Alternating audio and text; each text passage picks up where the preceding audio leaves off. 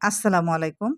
আজকে কোনো রকম রান্না না, রান্না ছাড়াই আপনাদের জন্য ধামাকা একটি রেসিপি নিয়ে এসেছি।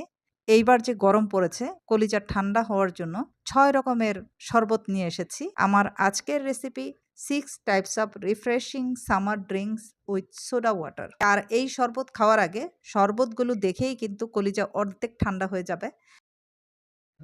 এই জারগুলো দিয়ে শরবতের কি কাজ করা হবে দেখতে থাকুন।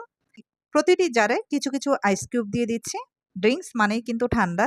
আইস কিউব দেওয়ার পর ৬ রকমের শরবত ঢেলে দিচ্ছি। ঢালা শেষ হয়ে গেছে, ৬ রকমের শরবত ঢেলে দিলাম। আর এই যে দেখতে পাচ্ছেন ক্যানটা, এটাই হচ্ছে শরবতের ফিনিশিং করবে। এই ক্যানটা হচ্ছে সোডা। এটি ঠান্ডা করে নিয়েছি ফ্রিজে রেখে। প্রত্যেকটা জারের মধ্যে সোডাগুলো ঢেলে দিলাম। তো ঢেলে নেড়েচেড়ে দিয়েছি।